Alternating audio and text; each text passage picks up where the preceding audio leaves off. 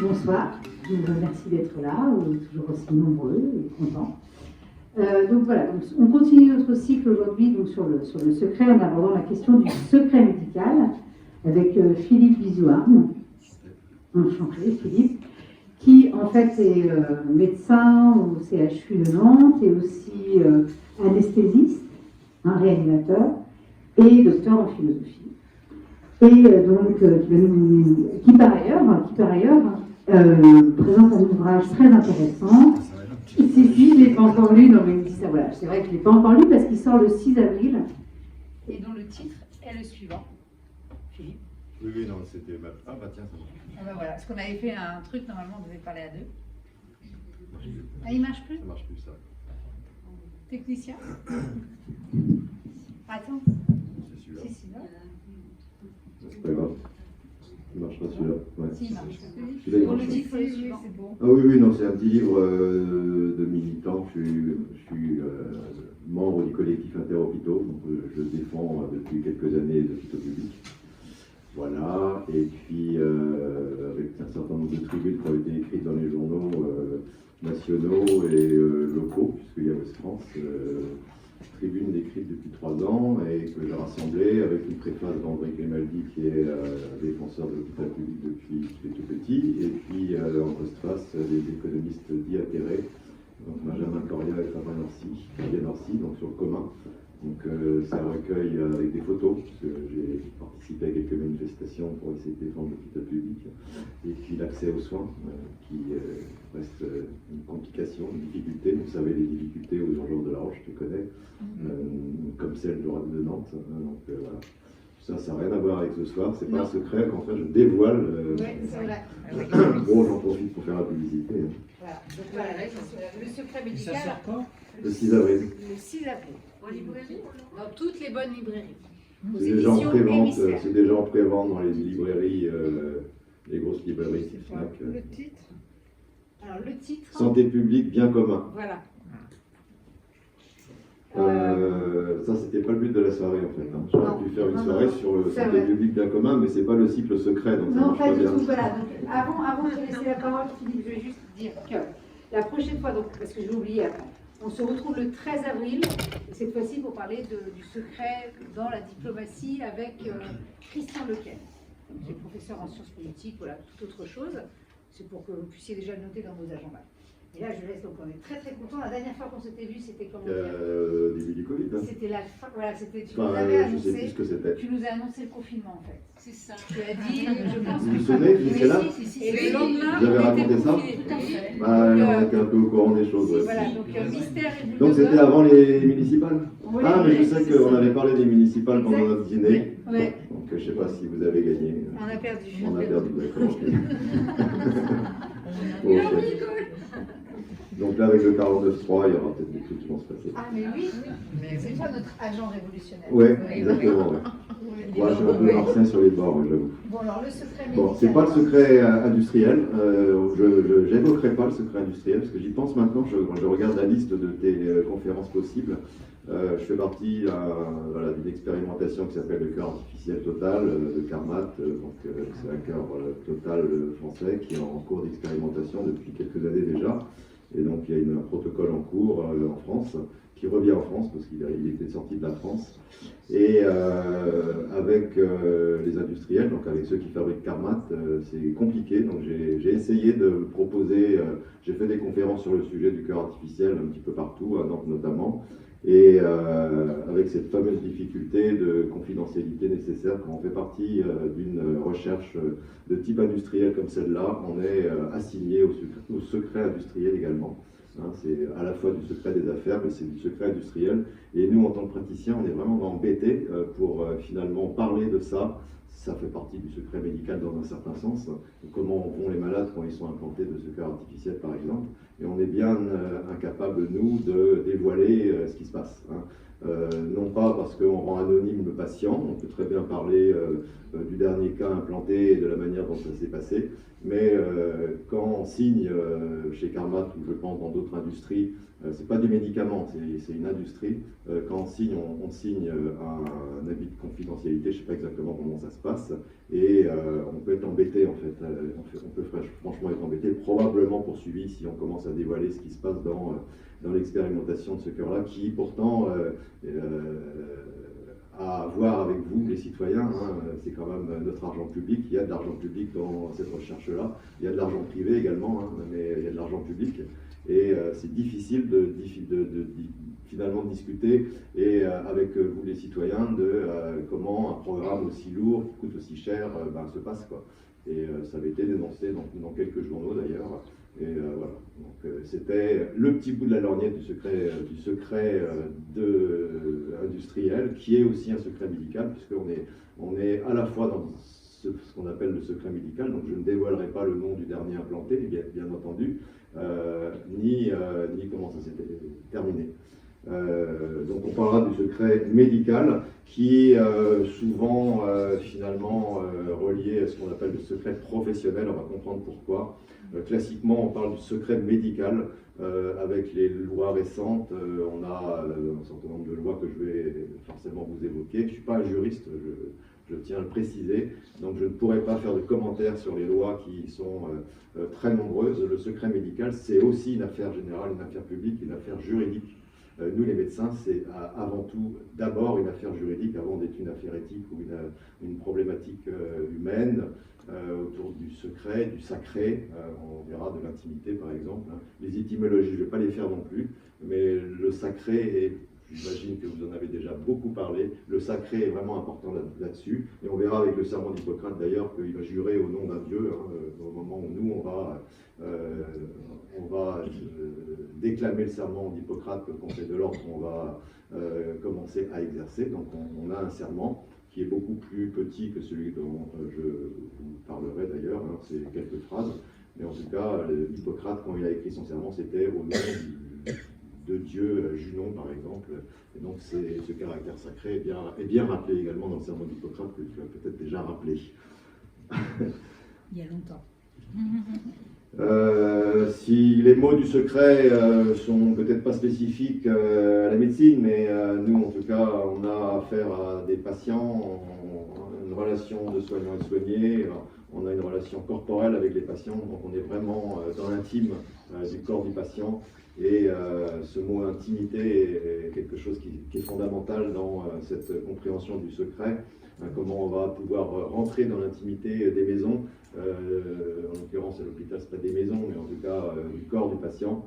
Le médecin généraliste à domicile, il va rentrer dans l'intimité des maisons. Donc le corps du patient, c'est aussi un corps social, dans un milieu dans lequel il vit, et il y a aussi le dévoilement de finalement quelque chose qui n'a plus rien de médical là, mais quand le médecin généraliste ou quand le SAMU va rentrer dans une maison, il va effectivement d'abord s'occuper du patient bien entendu, mais se confronter finalement à une intimité qui est beaucoup plus large que le corps du malade par lui-même. C'est vraiment la maison, dans le sens de l'éthique même, si on veut faire de l'éthique à l'ancienne, la maison, les mœurs, etc.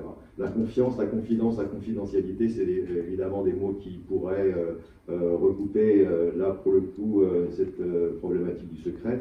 Donc avec ces étymologies de la foi, on est toujours aussi dans le domaine du religieux dans un certain sens. Confiance, confidence, confidentialité, on est dans évidemment le secret sacré. Se taire, c'est quelque chose qui est fondamental pour nous les médecins quand on va nous demander, quand un juriste va nous demander, quand une assurance va nous demander qu'est-ce que ce patient a, est-ce que je vais pouvoir accepter qu'il soit pris en charge dans l'assurance qu'il a pu écrire. Se taire et la notion de privé qui est aussi quelque chose d'important et qui probablement a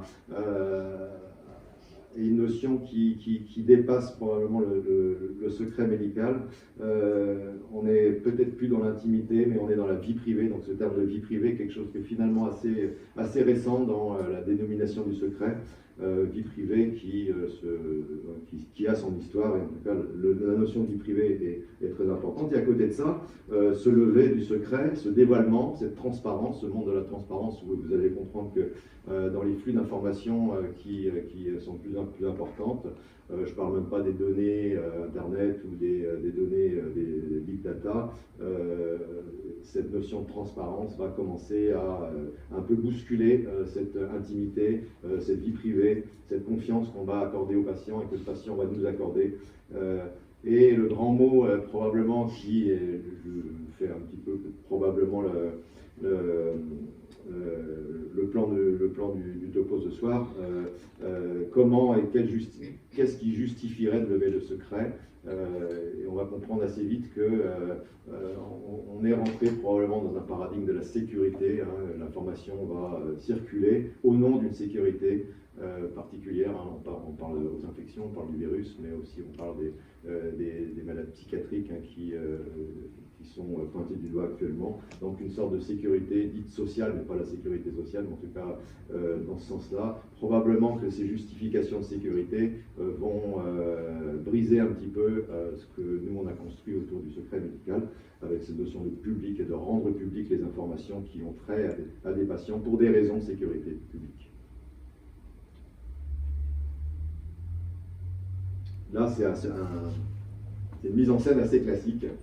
On nous apprend assez vite, nous les médecins, ou les gens qui sont dans le milieu de la santé, que faire hyper gaffe à ce qu'on raconte, et on s'aperçoit finalement très vite que nous, plus on est jeune d'ailleurs, plus on a tendance à discuter des cas qu'on a rencontrés. Hein, là c'est dans la cafétéria, vous voyez, hein, tu peux préparer les papiers de Madame Durand au secrétariat. Attends, j'essaie de programmer le rendez-vous d'hystérectomie de Madame Dupont. Ah oui, hystérectomie, donc c'est la patiente, une patiente qui attend, là, qui entend tout évidemment ce qui se passe. Ça te dit un ciné ce soir? Bah oui, on a le droit d'aller au ciné quand même, ou alors une conférence à l'Ange-sur-Lyon par exemple. Bonne idée, après cette journée galère, 2 décès, une descente au bloc en catastrophe, et en plus on a failli perdre. Voilà, et puis il y a des gens qui attendent à ce moment-là, et ça c'est un grand classique, et là vous avez tous été confrontés à ça. Vous n'avez pas mis de nom forcément sur la personne dont on parle, mais pourquoi pas, hein, là on parle de Madame Durand, de Madame Dupont, et donc nous on fait hyper gaffe à ça, mais voilà, on est des gens comme tout le monde, et puis on discute de nos problématiques, et puis des difficultés qu'on a eues, et puis on ne s'aperçoit pas que y a un milieu social autour, qu'il y a des gens qui ne sont pas du tout dans le milieu médical, et que on peut très vite déborder et parler de tel ou tel patient. Bon là c'était un aparté probablement, c'est que cette histoire de transparence, donc là on n'est pas vraiment dans le secret médical, mais sur le plan juridique ça se défend d'ailleurs. On pourrait se demander est-ce que la femme Laetitia Hallyday avait le droit de discuter dans le public ou dans les médias la maladie de son conjoint. Donc ça c'est un grand classique, hein. On sait très bien qu'on rend très public les gens publics et que leurs problématiques même de santé sont rendues publiques très facilement. On va voir quelques cas d'ailleurs plus tard. Je parlerai notamment du docteur Gubler, donc c'est une histoire qui a été assez sensible sous Mitterrand. C'était le médecin de Mitterrand et qui a écrit un livre sur le secret. Hein. Il a dévoilé la maladie de Mitterrand et puis il a été condamné, on en reparlera. Donc là, je ne lis pas la page forcément, mais en tout cas, vous comprenez bien que les personnes publiques peuvent raconter facilement la maladie qu'ils ont ou la maladie de leur conjoint. Sur le plan juridique, probablement qu'il y a peut-être le droit. Bon, en gros, c'est pas le médecin qui a dévoilé la maladie de Johnny, hein, c'est elle qui a parlé de la maladie de Johnny. Et a priori, sur le plan légal, elle avait le droit. Hein, mais le médecin, là, il s'est un peu détaché de cette affaire. Donc, juste pour vous montrer ça, que cette histoire de transparence, on est très vite, très facilement en dehors de cette intimité et du secret médical où on va essayer de cacher, de voiler la maladie du proche à nos proches, à nos voisins, même si évidemment on a par humanité une grande envie de parler de la maladie de notre proche quand on est bien malheureux et qu'on veut des aides. En tout cas, ça n'a pas à voir strictement avec le secret médical, juste pour vous placer le contexte de cette publicité, cette publicisation de la maladie des autres qui est assez classique pour les stars du système. Là, c'est quelques petites vignettes du Conseil de l'Ordre. Alors, le Conseil de l'Ordre, c'est, on dira, le gardien du secret. Hein, c'est celui qui écrit beaucoup. Il y a énormément d'articles du Conseil de l'Ordre, à la fois dans nos journaux à nous, mais aussi très visibles sur Internet. Hein. Il écrit beaucoup de choses sur le secret, le Conseil de l'Ordre. Il est le maître du secret, comme on pourrait dire, et il essaye de toujours de revenir à cette problématique du secret, en plaçant ici quelques cas pour essayer de faire comprendre aux médecins que c'est pas simple et que la loi a beaucoup évolué. Là, le soin aux mineurs, par exemple, là, la question que le Conseil de l'ordre pose, est-ce qu'un mineur séropositif, donc un mineur séropositif qui ne veut pas que ses parents soient informés de sa maladie, dois-je les en informer malgré tout? Donc c'est la question qu'on va se poser très facilement. Légalement, on n'est pas assigné à lui imposer. Hein. On a, le mineur, c'est vrai, est devenu dans un certain sens un majeur quand on parle du secret médical. Il est maintenant reconnu comme quelqu'un qui peut garder le secret. Hein. Sa séropositivité ou l'IVG qu'une jeune veut, vous dans les lycées, vous avez probablement aussi ces problématiques-là. Une jeune mineure qui veut se faire avorter, elle n'a pas à le dire à ses parents forcément systématiquement. Alors le médecin va essayer de convaincre le jeune, évidemment, de pouvoir essayer de le dire à ses parents. C'est plus simple probablement quand même, mais en tout cas sur le plan légal, je répondrai pas à toutes les questions, mais sur le plan légal, on sait très bien que les mineurs ont une place un peu plus importante maintenant, en tout cas ce qui concerne leurs données de santé. Les autorités judiciaires, bien entendu, sont très impliquées dans cette affaire. Je suis poursuivi en justice par une patiente, donc c'est des choses qui peuvent arriver, mais c'est jamais arrivé. Pour me défendre, puis-je révéler les informations couvertes par le secret médical? On va dire non. Hein. Et quid du secret médical en milieu pénitentiaire? On va comprendre que c'est compliqué et que les portes s'ouvrent beaucoup dans les prisons. Donc d'autres problématiques qu'on a, je passerai rapidement sur ces diapositives qui posent ces questions-là que le Conseil de l'ordre pose. Vis-à-vis des assurances, par exemple, nous on est brassé par les assurances systématiquement quand il y a un patient qui est hospitalisé. Tout le temps, on a la secrétaire qui nous appelle, tiens, il y a son assurance qui veut que tu écrives sur le papier pourquoi elle est hospitalisée, quelle maladie elle a. En gros, est-ce que je vais pouvoir continuer à être assuré? Est-ce que mon contrat d'assurance va être toujours valable si j'ai telle ou telle maladie? Nous, c'est non, hein, donc ça c'est clair et net. On n'a pas à donner les informations aux assurances, même si elles-mêmes, et les médecins conseils le savent très bien, même si ils nous mettent la pression en permanence. C'est tout le temps que les assurances veulent savoir ce que tel ou tel patient a et pourquoi il a. Nous, ce que leur on dit, c'est vous allez voir l'entrée de l'hôpital, il va y avoir un bulletin de situation et c'est tout. Suis-je autorisé à remplir le questionnaire médical de mon patient en vue de son adhésion à un contrat d'assurance décès? Non. L'autre, évidemment, problématique, on l'avait un peu évoqué tout à l'heure, c'est ce qu'on appelle l'e-santé, donc la télémédecine par exemple, les données de santé, l'hébergement des données. Voilà la question qui est posée dans ce papier du Conseil de l'ordre. Une de mes patientes le contacte souvent par mail pour obtenir des conseils et des renseignements, en particulier sur l'adaptation de son traitement. Est-ce risqué de lui répondre par mail? Donc on sait, nous, et normalement il y a des mails sécurisés. Hein, nous, à l'hôpital, il y a des mails sécurisés, mais souvent ça se passe comme ça, quand le patient est loin, quand il veut une réponse à sa question, on va pouvoir lui répondre et on sait que ce n'est pas sécurisé du tout. C'est sûr qu'on n'est pas surveillé en permanence, mais sur le plan légal, ces mails non sécurisés, normalement, ne sont pas possibles. Ai-je intérêt à entrer dans le dispositif du dossier médical personnel? Quels sont ses avantages, etc. Ça a été une grande question également. Hein. Donc à chaque fois que les données vont être informatisées, c'est la grande question actuelle dans nos sociétés informatisées, qu'est-ce que vont devenir ces données, comment elles sont hébergées, qui les héberge, est-ce qu'il y a des sécurités pour que l'anonymat soit préservé par exemple? C'est quelque chose qui n'a pas de réponse pour l'instant.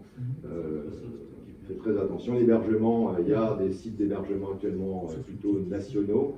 Il faut savoir que les grandes, notamment à la PHP à Paris, les sites d'hébergement des données de santé, c'était Microsoft. Hein, donc ça a été une grande bagarre à la PHP par exemple, ou dans l'ensemble des grands centres hospitaliers, pour que les données soient hébergées localement dans des bases de données locales.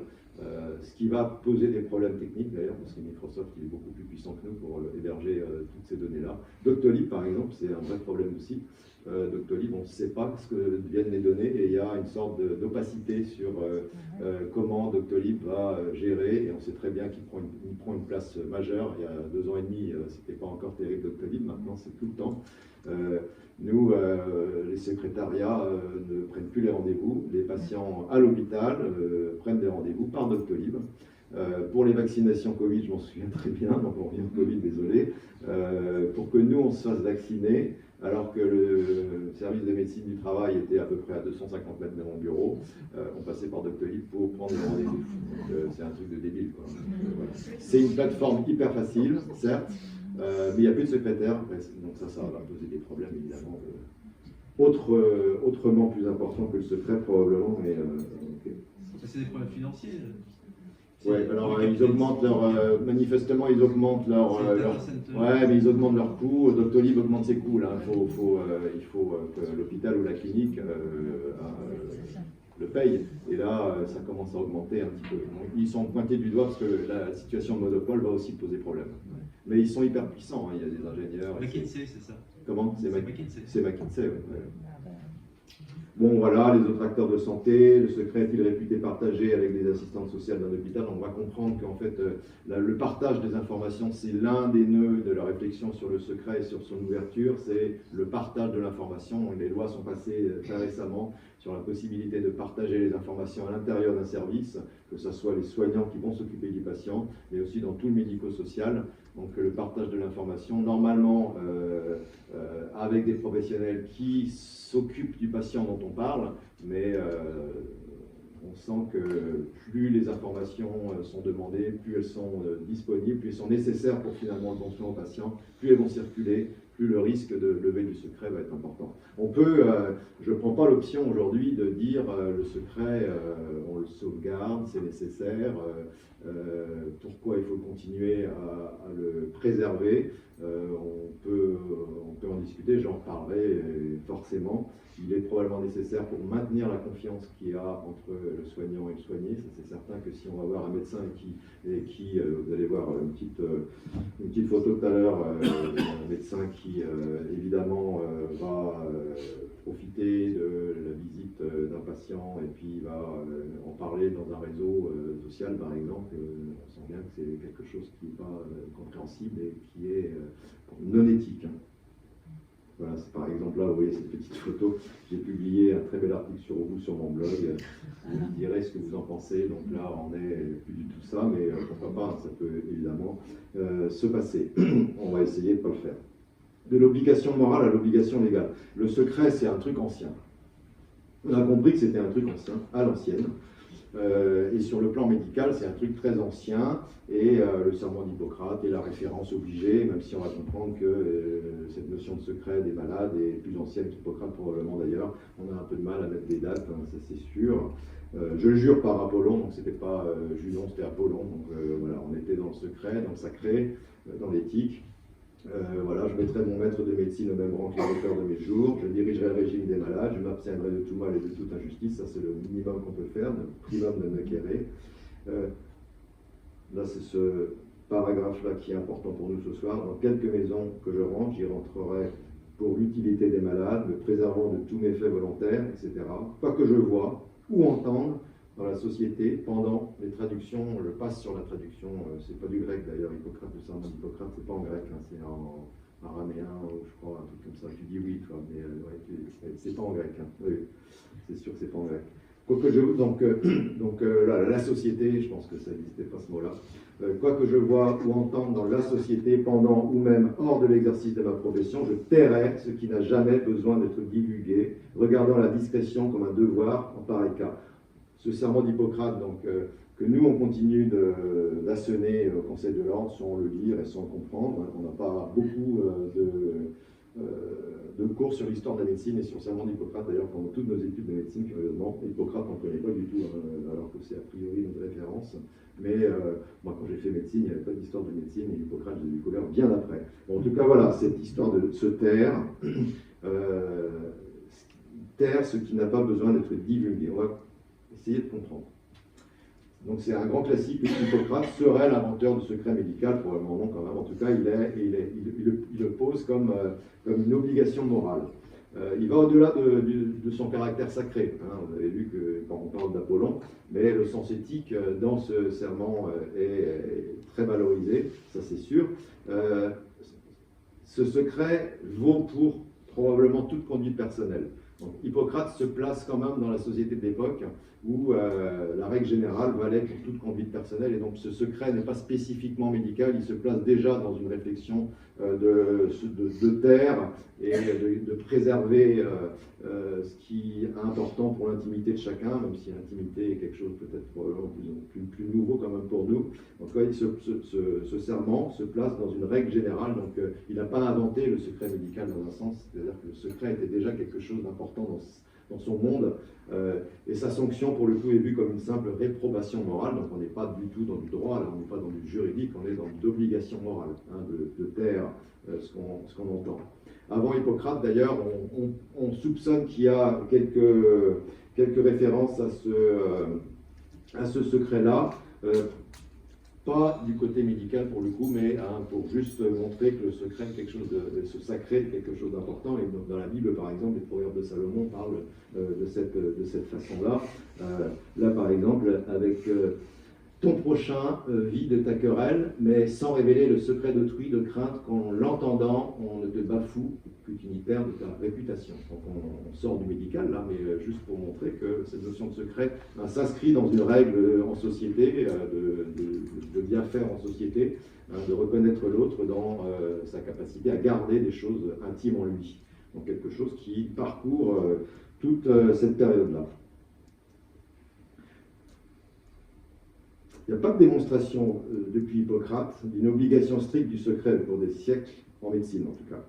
Le secret médical, certes Hippocrate l'a valorisé, mais ça ne parcourt pas toute la médecine, même si la médecine évidemment n'est pas la médecine de maintenant. Ce n'est pas une obsession des médecins, ce secret médical-là, pendant toute l'histoire qui va aller jusqu'à d'ailleurs le 19e siècle. Même s'il y a des indications, déjà c'est Cicéron, vous voyez, les médecins qui entrent dans la maison et sous le toit doivent garder le secret sur bien des choses, même sous la contrainte, quelque difficile qu'il soit, de se taire sous la douleur. Donc ça, c'est du Cicéron.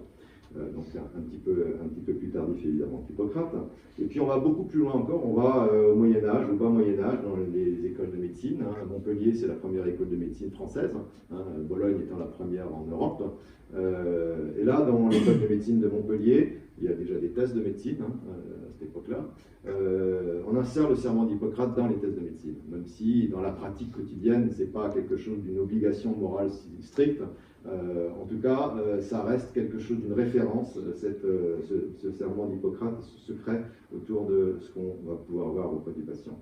La faculté de médecine de Paris, qui vient après, le reconnaît un peu plus tardivement. Montpellier a été, on dira, la faculté où là, le serment a été mis en avant. Et là, il faut attendre le XVIe siècle, vous voyez, en 1598, là, dans les attendus de cette faculté-là. Par exemple, en 1588, on dit « Personne ne peut révéler les secrets des malades, qu'ils soient vus, entendus ou compris ». Donc on a des indications que le secret médical est quelque chose qui reste important, même de l'ordre de l'obligation morale, mais qui ne semble pas, dans ce contexte médical de l'époque, quelque chose de fondamental. Pourquoi ? Parce que malgré l'obligation morale du secret, les nécessités du lever de secret se justifient au nom, là pour le coup, de l'ordre public. Donc on va revenir sur cette problématique de l'ordre public et de la sécurité qui nous entoure maintenant, cette problématique-là, puisqu'au Moyen-Âge, il y avait une obligation et une déclaration obligatoire, comme maintenant, pour certaines maladies infectieuses d'ailleurs. Pour les cas de peste et lèpre, par exemple, il était nécessaire de déclarer les cas de peste et de lèpre. Et puis, un peu plus tard, les barbiers, qui étaient les ancêtres de nos chirurgiens, avaient une déclaration obligatoire des blessés, notamment des blessés par combattants. Donc, il était nécessaire, pour le bien-être de l'ordre public, de repérer les bagarres et ceux qui étaient blessés au cours des bagarres pour des raisons, peut-être même probablement d'héritage ou des raisons de ce type-là. Et puis vous voyez la l'édit de Saint-Germain-en-Laye en 1666, avec les ordonnances suivantes, qui est adressée aux chirurgiens, aux infirmiers, aux administrateurs des hôpitaux. Voilà, déclarer au commissariat du quartier les blessés, ils auront pensé chez eux ou ailleurs pour en être fait par le dit commissaire son rapport à la police. Et ce, à peine de 200 livres d'amende, je pense que c'est 200 livres à l'époque, pour la première fois, et en cas de récidive, de l'interdiction de la maîtrise pendant 1 an, et pour la troisième, la privation de leur maîtrise. Maîtrise, donc en gros, plus le droit d'exercer, quoi. Donc, on est déjà quand même dans une réflexion de l'ordre presque du juridique, là, ou du droit en tout cas, qui au XVIIe siècle a l'air d'être quelque chose d'important. En fait, après toute cette histoire où le secret est de l'ordre de l'obligation morale, donc n'est pas une obligation légale, va survenir, et ça c'est on dira le principe, dans le sens du commencement de la réflexion du droit autour du secret médical, ce code pénal napoléonien de 1810, hein, cet article 378, qui n'a pas fait l'objet de beaucoup de débats d'ailleurs, curieusement, quand on regarde l'histoire de ce code pénal-là, de 1810. Bon, j'en parle parce que c'est la référence actuelle, même s'il a été revu et corrigé, ce code pénal-là, et cet article du code pénal-là est la référence actuelle, hein, dans notre code pénal actuel, même si ça a été un petit peu changé. Donc les attendus sont faibles. Il n'y a pas eu beaucoup de discussion au Parlement, il n'y a pas eu 49.3 pour le code pénal de 1810. Ok. Et puis par exemple, le Chevalier Fort, là, qui discute dans le corps législatif en 1810 dans les termes suivants, à l'exception des révélations que la loi exige parce qu'elles importent au salut public. Donc là, on est déjà dans la même idée qui va traverser l'ensemble du secret médical, cette opposition, on dira, entre privé et public, pour le coup. Tout dépositaire par état ou profession des secrets qu'on lui confie ne peut les révéler sans encourir de peine de police correctionnelle. Ne doit-on pas en effet considérer comme un grave délit des révélations qui souvent ne tendent à rien moins qu'à compromettre la réputation de la personne dont le secret est trahi? On parle de réputation encore, vous voyez, on n'est pas du tout dans la même réflexion éthique qu'on va mener tout de suite. Là, on est dans la réputation du médecin, on est dans la réputation du patient. Pourquoi? Parce que les médecins vont aussi s'occuper des gens qui ont une réputation et qui, si on lève leur secret, vont avoir des problèmes au niveau social. Alors là, pour le coup, l'héritage joue un rôle majeur dans les familles, par exemple. Donc lever le secret est compliqué, non pas parce que c'est moralement inacceptable, mais parce qu'il y a des conséquences sociales, en fait, de lever ce secret-là. Les médecins, donc ça c'est cet article, les médecins chirurgiens, donc ça c'était le commentaire de Fort, et ça c'est maintenant l'article. Les médecins chirurgiens et autres officiers de santé, ainsi que les pharmaciens, les sages-femmes et toute autre personne dépositaire par état ou par profession des secrets qu'on leur confie, qui, hors le cas où la loi les oblige à se porter dénonciateurs, auront révélé ces secrets, seront punis d'un emprisonnement d'1 mois à 6 mois et d'une amende de 100 francs à 500 francs. Ok, ça c'est en francs, maintenant c'est 15 000 euros. Bon, ça a un peu augmenté avec l'euro, vous savez. Ok, 1810. Et quand on regarde un petit peu les historiens de la médecine, qu'est-ce que finalement ce secret avait eu comme conséquence pour les médecins? Qu'est-ce que voulait dire ce secret? Est-ce que c'était préserver l'intimité du corps de l'autre, considérer que l'autre comme personne autonome avait quelque chose à garder et que son dévoilement était problématique pour son intimité? Non, c'est pas comme ça que ça a été interprété et que les médecins ont reçu ce code pénal-là. Donc les juristes ont précisément mis en évidence cette évolution, hein, dit Robert Nier, qui est un historien de la médecine, récusant les affirmations de certains auteurs du milieu médical sur lesquels c'était la discrétion médicale préexistante qui avait incité à l'adoption de la loi, et non pas le contraire. Ah, si, c'était le contraire. En fait, l'engagement éthique des médecins au secret médical découlerait plutôt de la jurisprudence sur l'article 378, donc ce fameux article du code pénal, au cours du 19e, dans la mesure où les médecins ont intégré la sanction dans leur pratique professionnelle. Donc c'est pas par visée éthique que le secret était défendu, mais c'est parce que c'était une obligation légale et qu'on avait juste la trouille de payer 500 balles et notre réputation, et de perdre notre réputation. Donc c'est peut-être, ça retombe un peu, hein, l'éthique médicale en 1810, c'était pas la même que maintenant. Et comme l'a écrit Émile Garçon, qui est un juriste contemporain, à la fin du 19e siècle, la loi s'était étendue à un intérêt social et général qui dépassait l'intention première du législateur napoléonien. Le but de la loi, ça c'était important, était moins de protéger la confidence d'un particulier que de garantir un devoir professionnel indispensable à tous. Ce secret, donc, et ça c'est important, et ça court et ça persiste, donc ce secret est donc absolu et d'ordre public. Voilà. En 1885, vous ne lisez pas forcément le texte, mais c'est pas grave, le docteur Vatelet, donc là on est toujours dans le même contexte du secret, comment la jurisprudence de ce code de 1810 s'est passée, est-ce qu'il y a des affaires, malgré donc cet article du code pénal, Donc une grande affaire qui a bousculé beaucoup la réflexion, qui a mené à une réflexion plus approfondie probablement sur le secret médical comme obligation morale, revenir à l'obligation morale qui était peut-être un peu perdue. Le docteur Batley s'était écrit là, au matin, c'est un journal de l'époque, il raconte l'histoire d'un de ses patients qui avait un cancer, une tumeur testiculaire en l'occurrence, qu'il a opéré avec d'autres confrères et qui, considéré comme opéré, lui a donné l'autorisation, si on veut, d'aller continuer ses vacances, ou en tout cas d'aller en Algérie. C'était l'époque où l'Algérie était quand même très visitée par nous les Français.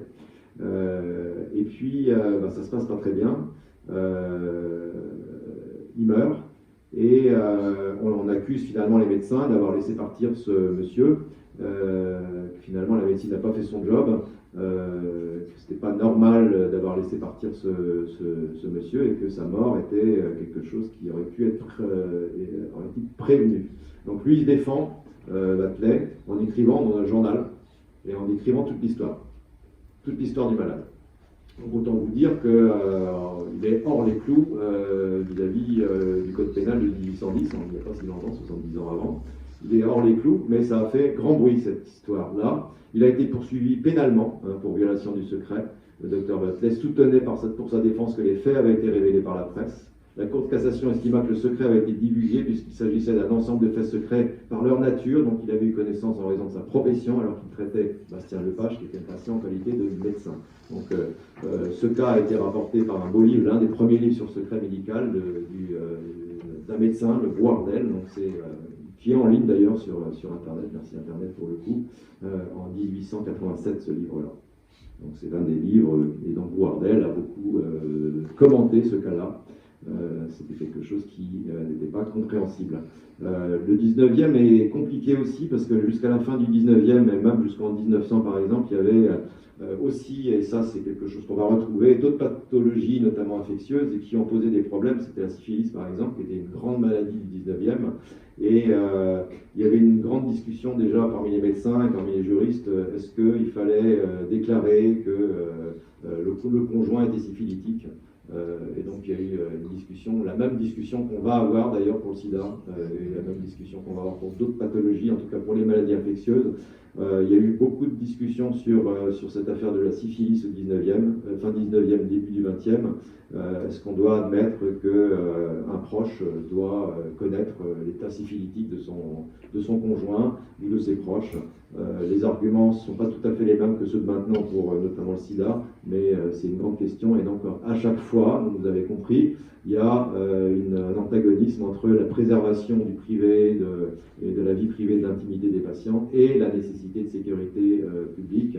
Et c'est comme ça que le secret va se balancer d'un côté et de l'autre, et que le risque, probablement que le risque maintenant, c'est de viser probablement des justifications de sécurité publique pour justifier le fait qu'on lève le secret. Donc de plus en plus, il y a des possibilités de lever le secret. Les listes d'obligations, par exemple, d'annoncer aux autorités, pas forcément judiciaires, mais les pathologies, les listes de pathologies augmentent de plus en plus probablement.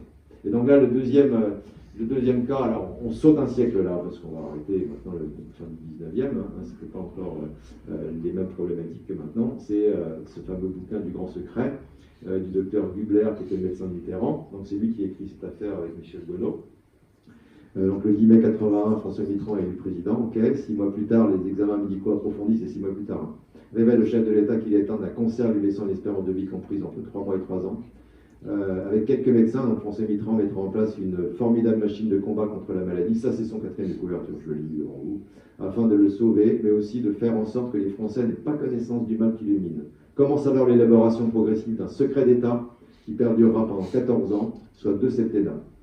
Claude Gubler, qui est médecin personnel de François Mitterrand pendant toute cette période, livre dans cet ouvrage, donc Le Grand Secret, avec la collaboration de Michel Bonneau, qui est un journaliste politique, le récit stupéfiant de ces années gagnées sur la mort et arrachées à la maladie, bouleversant la vision d'un homme qui aura marqué la France de son empreinte. Le livre a été interdit par les proches de Mitterrand.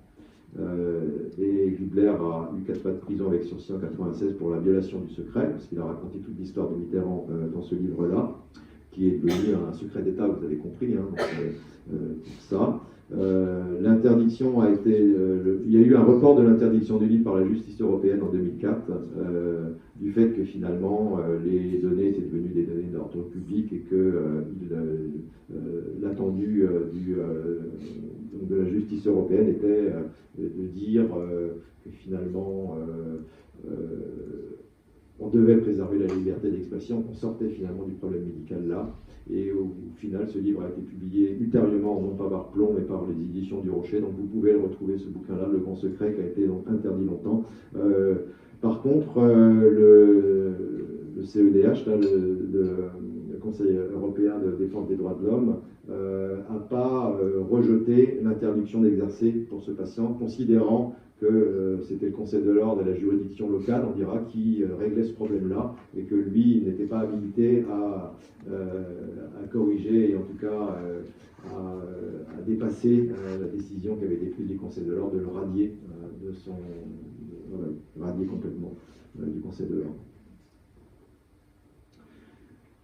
Après 1810, donc ce fameux code pénal, on fait un grand saut, et on fait ce fameux saut du 4 mars 2002, qui est la loi Kouchner, hein, où le patient est reconnu comme étant quelqu'un d'autonome et qui pouvait décider un peu plus qu'il pouvait le faire avant, avec une exigence d'être informé de son état. Donc cette fameuse loi du 4 mars 2002 a eu beaucoup de conséquences, hein, de nos pratiques de tous les jours. Il faut encore certainement la valoriser et surtout travailler cette loi pour enfin que le patient, lui, soit au centre de notre pratique et non plus l'inverse. Donc ce fameux secret médical protège le patient et pas le médecin. Donc là, on fait un saut à partir de cette loi de 2002. Avant, vous avez compris, c'était la réputation du médecin, c'était un devoir professionnel. Le malade, ok, c'était un secret. Certes, l'intimité du patient était importante, mais en tout cas, sur le plan juridique, c'était le médecin qui avait un devoir de secret. À partir de cette loi-là, ce secret médical est considéré comme protégeant le patient. Et depuis 2002, ce secret médical donc, est un droit du patient et non pas seulement une obligation déontologique. Donc là, on a un autre saut, on dira, dans l'évolution de la réflexion autour du secret médical. Donc quand vous voyez le Conseil de l'ordre et son numéro spécial de 2012 que je vous conseille de lire, qui est intéressant, qui est assez exhaustif, donc qui parle finalement de 3 lois au fondement du secret médical. On ne parle pas d'éthique ou de philosophie là, ou de devoir moral, mais on parle des lois qui sont évidemment fondées sur des devoirs moraux, bien entendu, donc ce fameux code pénal de 1810 qui est tout le temps remis au bout du jour, avec cette obligation au secret qui figure maintenant dans le code pénal sous un autre article, le 378, on va en reparler, 226, 213 et 226, 14, les codes de déontologie, donc l'article 4 par exemple, qui est intégré dans le code de santé publique, et donc cette loi du 2002. La révélation d'une information à caractère secret, vous avez vu, ça n'a pas changé beaucoup depuis 1810 par une personne qui en est dépositaire, soit par état ou par profession, soit en raison d'une fonction ou d'une mission temporaire, est punie d'un an d'emprisonnement et de 15 000 € d'amende, donc ça a un peu augmenté. Et l'article qui suit, c'est l'article 14, mais pas l'article 226-13, et c'est là que c'est important, et c'est peut-être là qu'il y a un péril pour le secret médical, probablement quand même, en tout cas on dira le verre est dans le fruit. L'article 226-13 n'est pas applicable dans les cas où la loi impose ou autorise la révélation du secret. En outre, il n'est pas applicable à celui qui informe les autorités judiciaires, médicales, administratives de privation, de sévices, y compris lorsqu'il s'agit d'atteinte ou mutilation sexuelle, dont il a eu évidemment connaissance et qui ont été infligées à un mineur ou à une personne qui n'est pas en mesure de se protéger. Donc là, on a obligation de lever le secret médical si on est témoin d'une maltraitance à enfant. Là, on est dans la première version du code pénal. Là, on n'est pas dans l'obligation d'aller, ça a changé, d'aller informer les autorités judiciaires qu'une femme, par exemple, se fait battre. Là, il y a sans doute beaucoup de jurisprudence. Longtemps, le Conseil de l'ordre avait refusé ce nouveau code-là. Maintenant, c'est dans la loi. Hein, on essaye de convaincre la personne qu'elle court un danger immédiat. Alors les juristes, vous les connaissez peut-être pas, moi non plus pas bien, mais ils se bagarrent sur savoir si le danger est immédiat ou imminent. Donc c'est juste des trucs de juristes, mais et il va probablement y avoir quand même des interprétations de la nouvelle loi qui est sortie, on en parlera. Et au médecin qui, avec l'accord de la victime, porte à la connaissance du procureur de la République les sévices ou privations qu'il a constatés sur le plan physique ou psychique dans l'exercice de sa profession qui lui permettent de présumer que des violences physiques, sexuelles, psychiques de toute nature ont été commises. Lorsque la victime est un mineur ou une personne qui n'est pas en mesure de se protéger en raison de son âge ou de son incapacité physique ou psychique, son accord n'est pas nécessaire. Là, à ce moment-là, dans cette loi-là, si une femme est battue, ça c'est ce qu'on voit, on peut donner d'autres exemples, bien entendu, là je parle de ça parce qu'on est un peu dans l'actualité quand même. Il y a 2 ans, on dira, quand une femme était battue, on ne pouvait pas déclarer à la justice. C'est un truc de fou qui nous rendait fous, ça. On ne pouvait pas déclarer à la justice qu'elle était même en danger imminent. Nous, on reçoit des patientes qui étaient poignardées à l'hôpital, des femmes poignardées qui s'en sortent, et on essaie de les convaincre de dire que ça serait quand même important de prévenir les autorités judiciaires. Si elles ne veulent pas, elles ne veulent pas. Pour des raisons multiples que vous devinez. Et issu de cette loi du 4 mars 2002, donc un peu plus tardivement que cette loi pénale, mais là qui est une loi de santé publique, 2 ou plusieurs professionnels, alors on est sur le partage de l'information, je vais peut-être un peu vite par rapport à tout à l'heure, 2 ou plusieurs professionnels de santé peuvent, sauf opposition de la personne dûment avertie, échanger ces informations. Donc on est à la fois dans la déclaration, là, quand quelque chose de maltraitance survient, mais là on est sur les informations qu'on va pouvoir récolter auprès des patients, et là la question du partage des informations entre professionnels qui va vite devenir une difficulté quand finalement le milieu de soins va s'élargir de plus en plus. Échanger des infos relatives à une même personne prise en charge afin d'assurer la continuité des soins ou déterminer la meilleure prise en charge sanitaire possible, ça c'est l'argument. Lorsque la personne est prise en charge par une équipe de soins dans un établissement de santé, les informations la concernant sont réputées confiées par le malade à l'ensemble de l'équipe. Donc ça c'est la loi qui le dit, c'est pas toujours le cas, vous avez compris.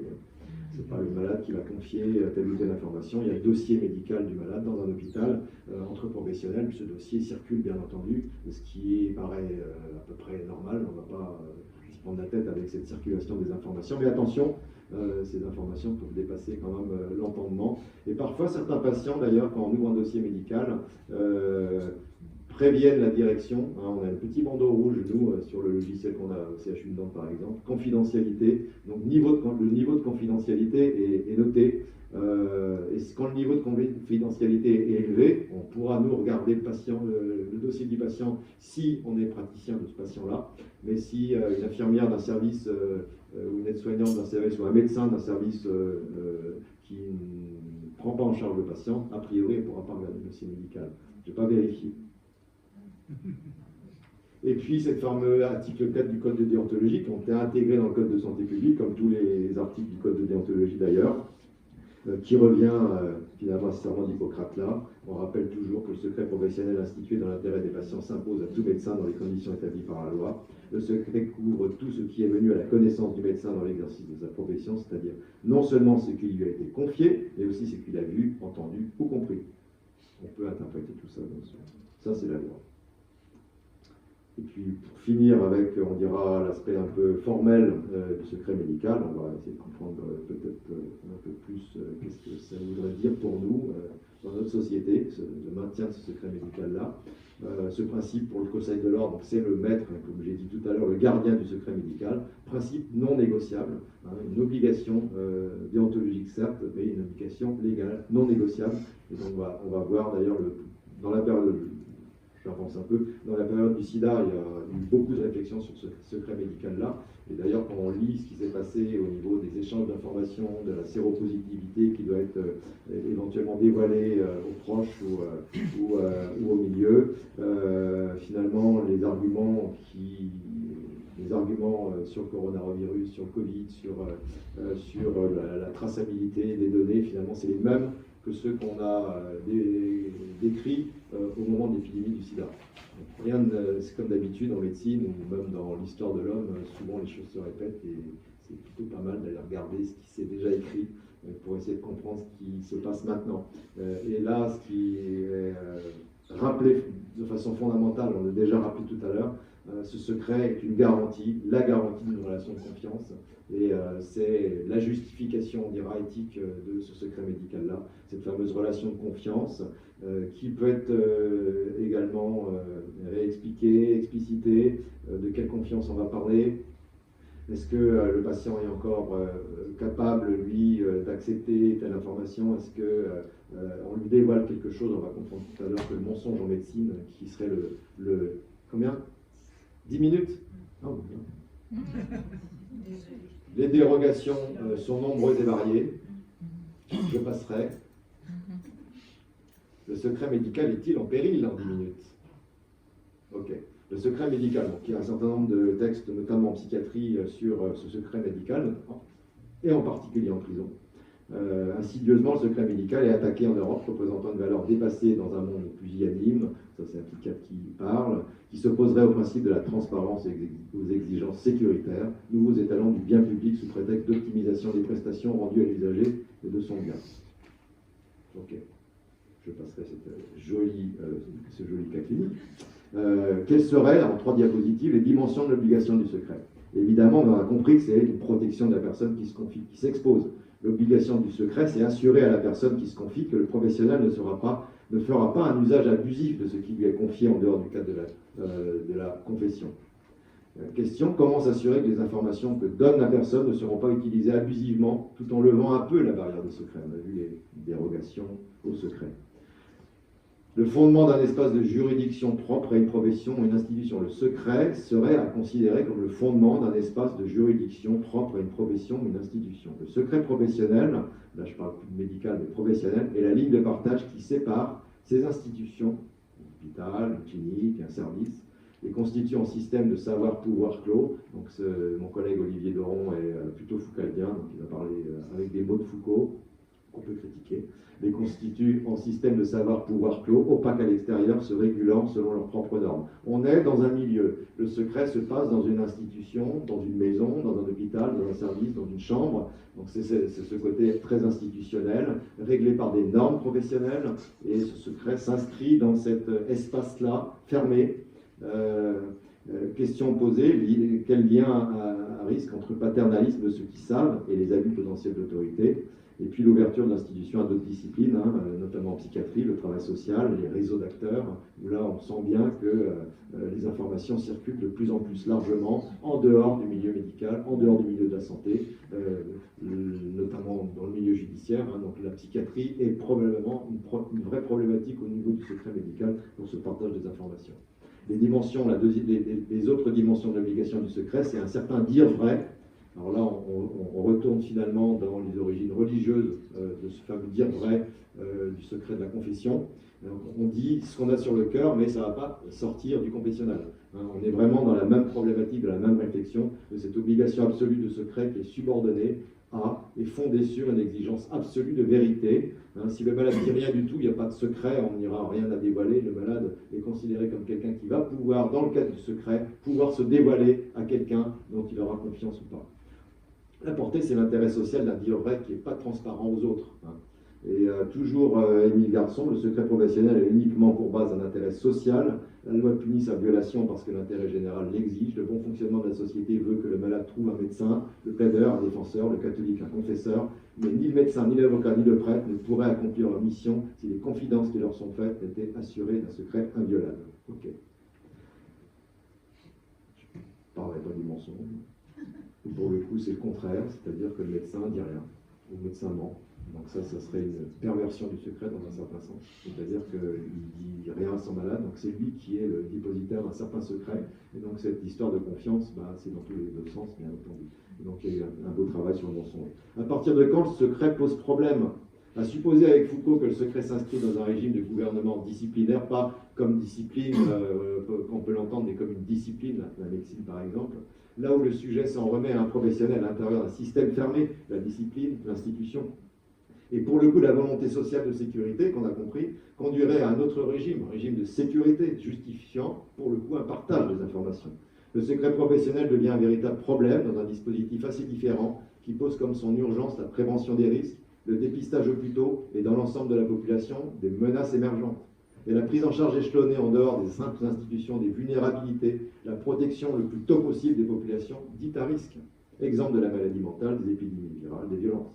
Ce dispositif de sécurité, défini par un système qui est généralisé de prévention des troubles, une ouverture au-delà des institutions en population générale, et une visée principale de protection des populations dites vulnérables ou à risque. le code pénal est modifié, je vous en ai déjà parlé, j'ai bien fait. Et l'article, un autre qui est rentré en vigueur en 2021, qui augmente finalement l'étendue du partage d'informations à d'autres professionnels qui vont s'occuper des patients. Donc cet article-là a bien révélé ce que tout à l'heure Claude Olivier Doron pouvait dire, alors que les informations vont commencer à circuler de plus en plus, sous prétexte qu'on va bien soigner le patient, qu'on veut bien soigner le patient, mais quel est le risque de cette circulation d'informations au-delà finalement du cercle médical. Et ce sida-là, comme on disait tout à l'heure pour le Covid pour le coup, a permis de repenser finalement ce qui s'est passé pendant le Covid. La leçon 1 à tirer, c'était la peur du sida qui conduisait certains à demander l'affaiblissement du secret. La leçon 2, c'est de rappeler sans cesse l'utilité sociale du secret. Et puis la leçon 3 du Covid-19, c'était la rupture de la vie du secret, ce qui a commencé à être compris. Très peu finalement compris par nos décideurs, ça c'est sûr, au nom d'une urgence qui était l'urgence dite sanitaire au Québec. Et pour terminer, la transparence et les données, ces fameuses données massives. Je vous invite à lire l'avis du Comité consultatif national d'éthique en 2019 sur les données massives en santé. Moi, la question que je pose, c'est est-ce que, a priori, on consentirait à donner nos données, mais ce n'est pas une illusion tout ça. On va aller chercher nos données. Est-ce qu'à chaque fois, on va dire oui au bas d'une page quand une liste de données va être possiblement intégrée dans un dossier médical partagé ou dans une base de données? Est-ce que ce consentement n'est pas illusoire? Est-ce que l'anonymat n'est pas illusoire? Est-ce que la science des data, pour le coup, on ne va pas faire d'épistémologie comme on dit, est illusoire? Et l'illusion de la maîtrise, bien entendu. Et les conclusions, elles sont non définitives. Il est nécessaire que le médecin soit marqué d'une certitude difficile que le registre de la science ignore, tant la biologie doit faire abstraction de ce qui n'est pas matière, mouvement vérifiable, objet expérimental. Quand la science, par méthode nécessaire, évacue tout secret, le médecin doit savoir que subsiste en chaque corps atteint l'être indéchiffrable, illisible en termes scientifiques, invisible par l'expérimentateur, inaccessible à la plus fine investigation clinique. Et pour une pragmatique du secret que je vais défendre, se servir du secret comme levier donc pour créer des poches de résistance, des espaces de refuge préservant temporairement nos existences. Parce qu'il est aussi un moment où les instances de présomption et de contrôle ne nous laissent plus vraiment le choix en ce que leur quadrillage produise d'injonction à la fraude. Elles l'énoncent en même temps qu'elles la guettent. Alors, s'approprier cette fraude qui nous préexiste et opter pour une politique du confidentiel, de la planque, une micro-politique du maquis, une pragmatique du secret. Merci.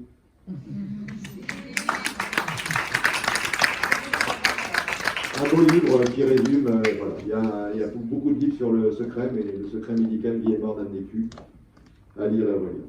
Merci beaucoup.